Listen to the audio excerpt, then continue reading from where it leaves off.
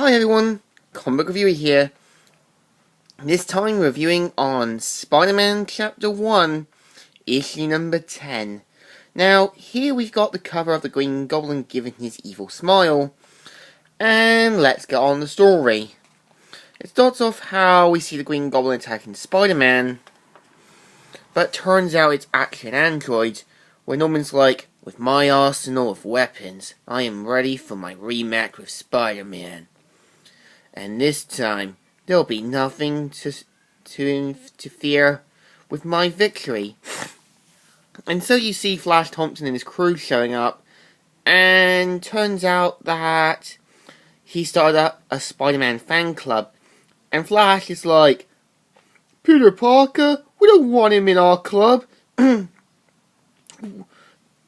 let us keep you from wherever you're going, useless.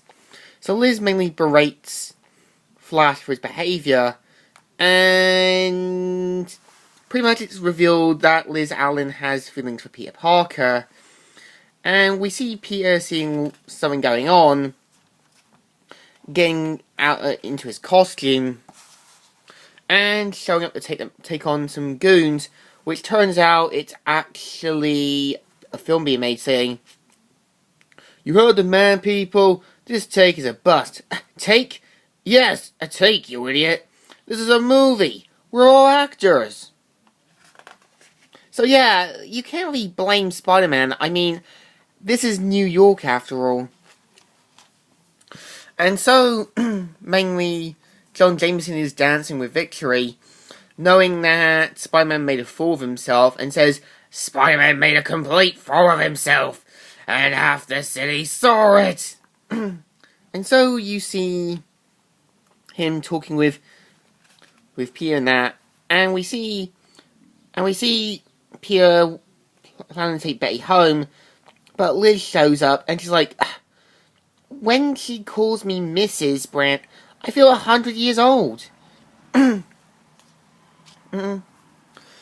so it turns out that Flash spent all of his money to print the ad in the newspaper about the Spider-Man fan club.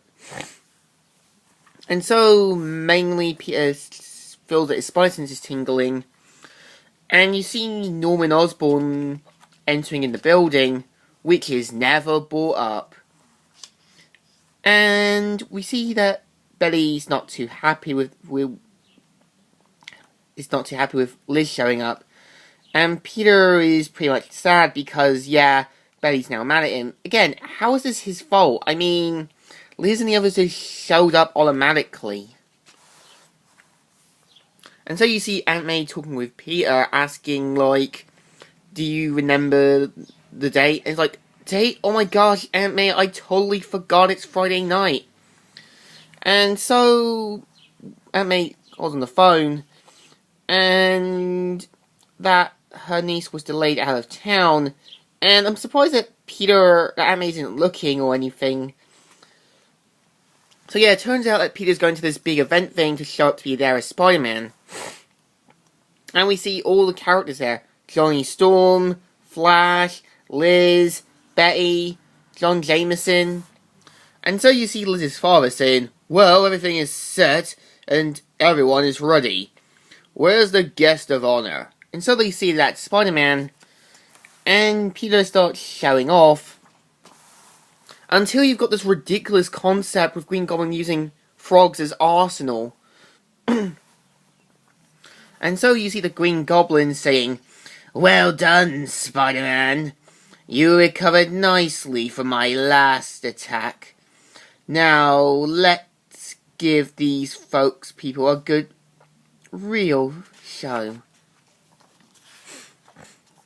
And so you see Aunt May getting ready to watch TV, but suddenly suffers a heart attack, tries to get for her medication, but falls unconscious. And so Green Goblin starts releasing things like bats, then pumpkin bombs, and Johnny begins to see that this isn't an actual show, and pretty much gets into action saying, "Sorry, Dory, I have to do something about this. Flame on!" And so you see the Human Torch taking on the Green Goblin, Peter having a good time to change quickly without anyone raising any suspicions. And you see Liz saying, "Oh, look at her, running her fingers through her hair." And he likes it. And you see Green Goblin releasing this kind of little ghost-like thing. And trapping Human Torch in a big bubble sort of dome. Until the Human Torch leaves, and everyone thinks that Spider-Man pretty much played turkey.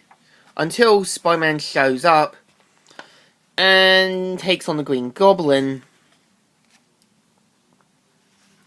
And you see John Jameson on the phone talking about that Aunt May had a heart attack and he'll be sure to let Peter know. And he pretty much runs off. You're like, he ran out. Did you see that? He ran away. Where's Parker? I want pictures of his. And so when the Green Goblin leaves, Spider-Man leaves to see how Aunt May's doing, saying, "Peter, dear Peter. Don't talk, Aunt May. Save your strength. The doctor says the crisis is over." And so, yeah, basically this is the story. So the story is actually pretty good.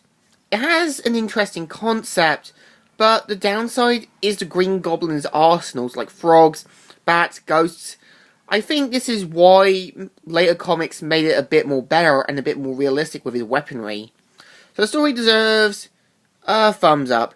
It's still good, still great, and still there. So, Comic Reviewer here, signing out.